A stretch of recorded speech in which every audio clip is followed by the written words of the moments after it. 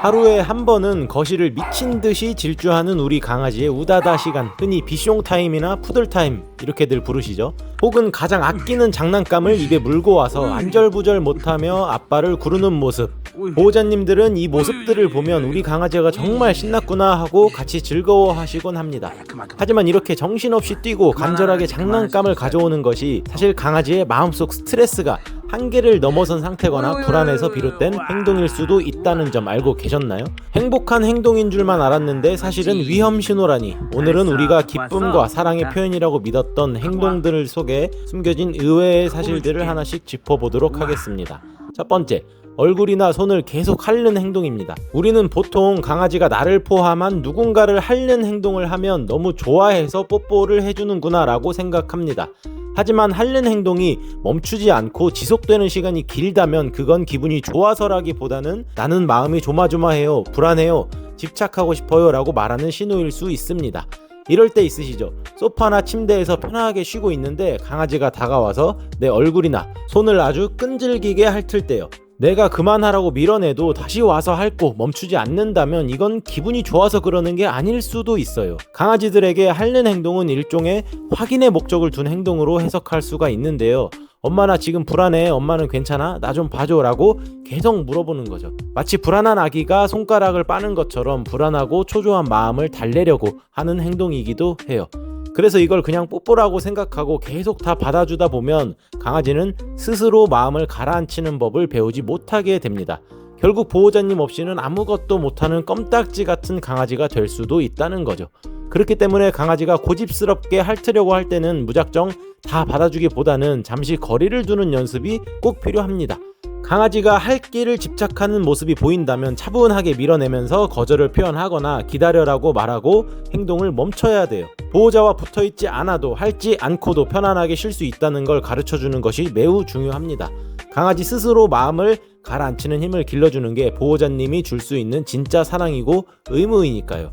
두 번째, 갑자기 집안을 미친 듯이 뛰어다니는 우다다 시간입니다. 흔히 비숑 타임이나 푸들 타임이라고 부르면서 뛰어다니는 모습을 보면 강아지가 너무나도 신났다고 생각하시죠.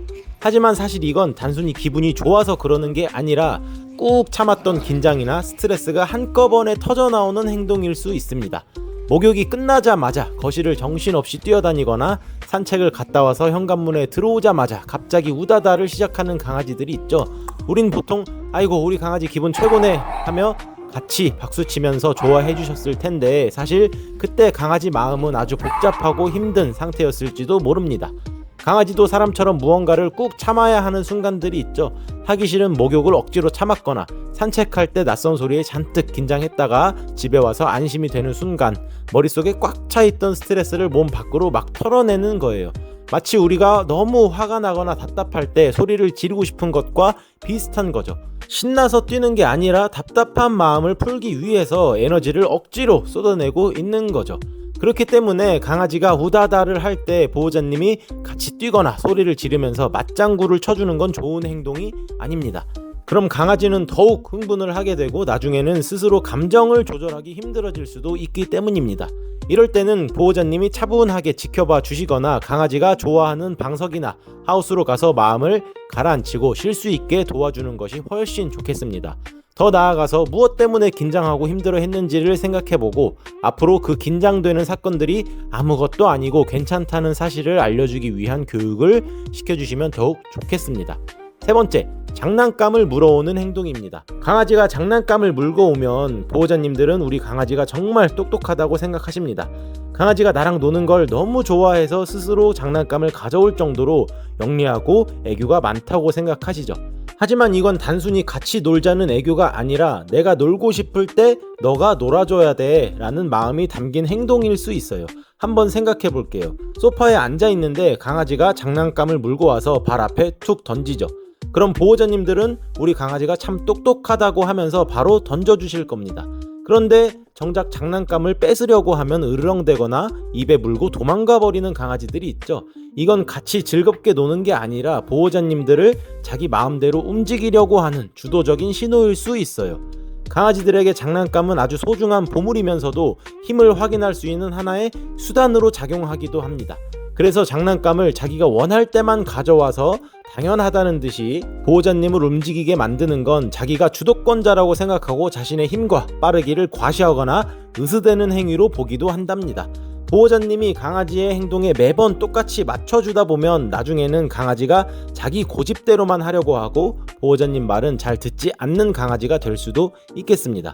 그렇기 때문에 강아지가 장난감을 가져왔을 때 바로 놀아주는 것보다 잠시 기다리게 하는 연습이 필요합니다.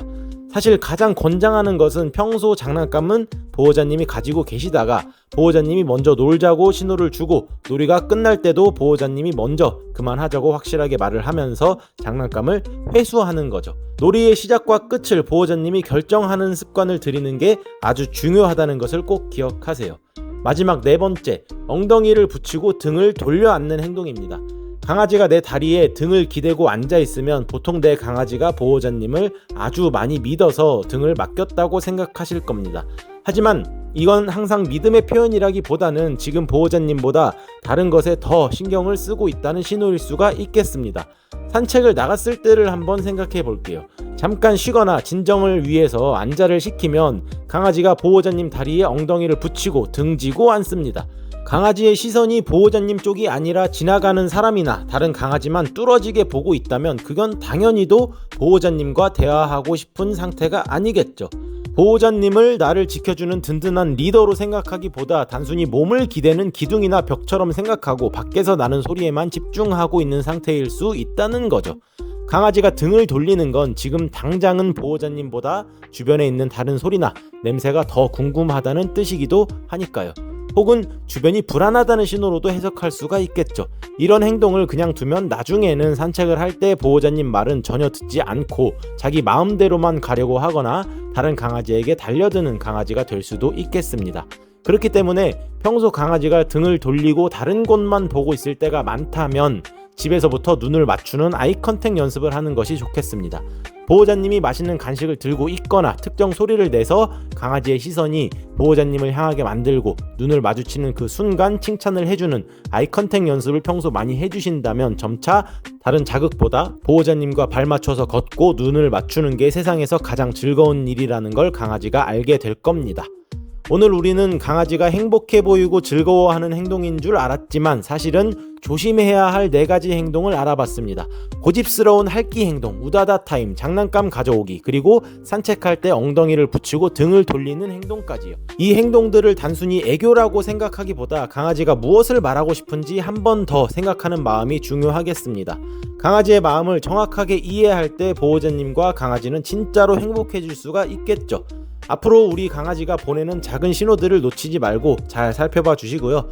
더 궁금한 점이 있거나 강아지 마음을 더욱 깊이 알고 싶다면 구독 눌러주시죠. 저는요, 행동교정만 벌써 15년 차가 넘어가고 있습니다. 다양한 강아지들은 물론이고 다양한 가정을 봐왔고 더 나은 해결을 위해서 아동심리치료학과라는 곳에서 가족치료를 전공으로 석사까지 마쳤습니다. 저는 아이들의 행동심리에서 강아지들의 행동심리를 이해할 수 있었어요. 과거에는 사람을 때려서 가르친 적이 있었죠. 지금도 그런가요?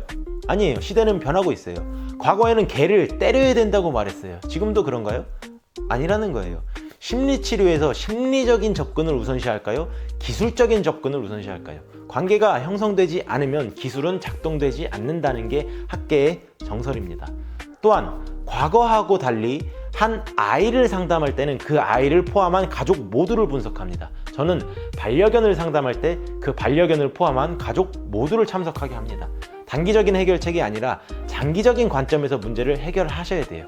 저는 일산에 있습니다. 서울에서 1시간이면 오실 수 있으시니까요. 도움이 필요하시면 언제든지 연락 주세요. 저희 애견학교 바니버니는 위탁훈련, 1:1 센터, 개인 레슨, 가정 방문 훈련 등 다양한 훈련 프로그램을 운영하고 있으니까요. 많이들 찾아주시면 감사하겠습니다.